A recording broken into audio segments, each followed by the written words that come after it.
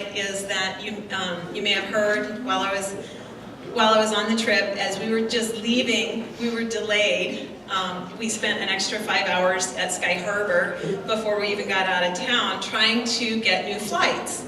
And that was because of the typhoons one typhoon had hit Southeast Asia 3 days before, and one was on its way on that Sunday. And so we could not fly through Hong Kong.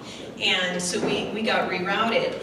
But the point of that story is that our crisis care kits have been going out to those areas that were hit by those typhoons and by the flooding that resulted. Also going out to the hurricane victims along our east coast and the islands, and to the earthquake victims in Mexico. And so our crisis care kit distribution centers, their supplies are being depleted. And so in your bulletin this morning, there are lists of crisis care kit items that you can bring in. You can bring them in next week and the week after, and then we're shipping them up to the distribution center. There's a gentleman on the district who's going to drive a truckload up for the Arizona district. The other thing I want to highlight is we've got our big wooden church at the back this morning, and we're going to have our Alabaster March next Sunday. And so if you haven't gotten your cardboard box to put your change in, then go ahead and grab that today. In my video, I am going to show you some construction that was done with alabaster dollars, because those alabaster dollars go directly to 100% goes to buildings and land purchases across the mission field. Okay, Tanya. Do yes? you have the flash drive handy? Yes. I need it. Sorry. Sorry about that. It's not working.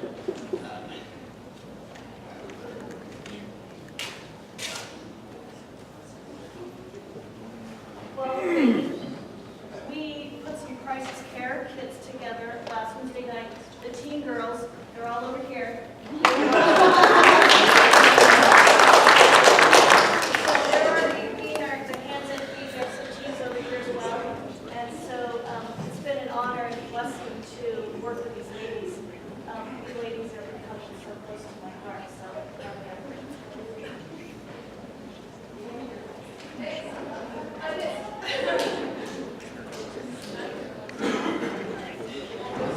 Well, while that's queuing up, I will tell you that I am just almost as excited to tell you about my trip as I was to go on the trip. I find that the closer I get to telling you about it, the more excited I am.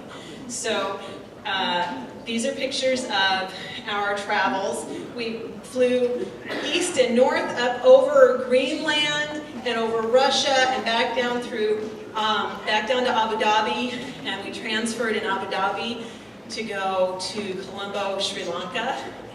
And we were picked up by the NCM director, George David, in Colombo, and we rested at his NCM center for a couple hours, ate breakfast, and then we headed across country 4 hours to Hatton, where the NCM center is in Hatton. And from there, we were able to go to some of the Jesus film showings. The red and white striped building is a temple or shrine that was right at the entrance to one of the villages we went to show the Jesus film at. These pictures are really dark because it's a showing which has to take place at night because it's an outdoor film. And one of my greatest blessings was when we were showing that film, the sound system was faltering because they hadn't charged the equipment fully. And one of the guys brought a tuk-tuk around. They plugged the sound system into the tuk-tuk and they kept going. And so they're problem solvers. So this is the Jesus film, some of the Jesus film teams, and that's the equipment that the Arizona district purchased. Now, we thought we were going to be able to deliver a handful of kits to them, but they bought local. They bought equipment that they could use locally, and they could get replaced locally, and that they could get serviced locally. And by doing that, they saved so much money that they were actually able to purchase 20 full kits that they were able to distribute to the teens there. So yeah, you can clap for that. There are currently 34 Jesus Film teams across Sri Lanka, and usually a team is made up of 3 to 4 people, and our teams there are made up of 1 to 2 people, and they're required to show at least 8 times a month, and then they follow up with the villages after they show the films. And so these guys, they're working hard. And these pictures are of, we had a little ceremony where we were able to give the equipment to the teens, so they each had their brand new kit to take out and start showing. And Wait, look, here's what I said. I did that, sure. But you knew, you came back here. oh, I was going to tell you that that some of the showings in Sri Lanka, there are people who will throw stones during the showings. And there was one time that a Buddhist monk came to Reverend Daniel, and he said, "No, you go ahead and show that film. I'm going to find out who's throwing the stones." And so that was just an example of how the Lord can work even through somebody who has a completely different belief system to ensure that his message gets to the people. This that you're seeing right now is the roof that Alabaster built. So that whole rooftop and the rooms, they're still under construction. They'll need a couple of more working witness teams to finish out those rooms. But that room that you're walking into right now is a kitchen that's going to provide meals for the Child Development Centers, or CDCs, in the Badula area. The teachers come and pick up meals right now from Reverend Daniel's kitchen and in his house, and they take those out to the various CDCs in the area and take meals and then teach to the kids. The church at Badula, these are some of the pastors there who were our tour guides and our translators and our chaperones throughout the trip, and it was sad to say goodbye to them because they became friends of ours.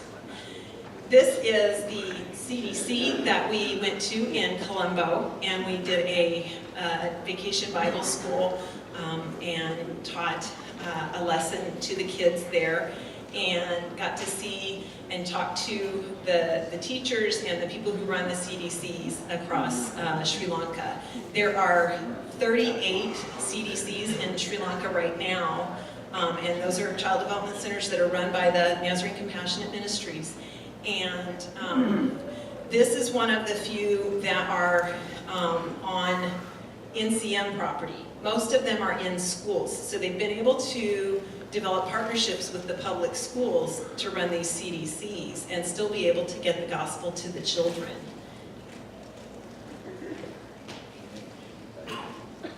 I wanted to tell you a little bit about the Church of the Nazarene in Sri Lanka. There are 238 churches, organized churches of the Nazarene in Sri Lanka, but we're still not registered.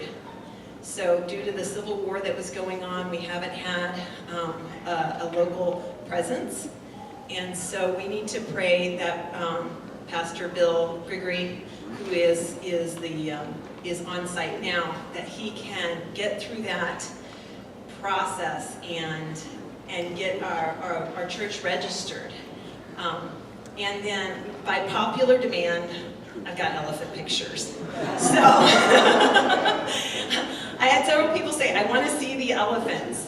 So we went to this was our very last day in Sri Lanka. We went to the elephant orphanage, and we got there right at bath time, and they herd groups of elephants down to the river, and they spray water on them, and the elephants play and bathe in the river. And then what we're about to see is them herding the elephants back up the hill to their enclosures, because it is a zoo. It's, you know, they're not out in the wild, but they're herding them back up. Before you saw a monkey with a coffee cup, funny story, I was up on that roof that Alabaster built, having my coffee and taking pictures of the area, and I was looking at some monkeys across, in the trees at the distance, and I heard something behind me, and I turned around, and there was a monkey sitting next to my coffee cup. They're not as cute as you might think. They kind of look like angry old men saying, "Get off my lawn." So he looked at me, and then he jumps to the other side of my cup so that he's between me and the coffee. And at that point I said, well, I took one more picture, and then he decided he wanted my camera more. And I left the roof as quickly as possible and let him keep the coffee cup. He didn't take it. He left it there and went on his way, and so after breakfast I was able to retrieve it and return it to Reverend Daniel. But that was my monkey story. Thank you for listening.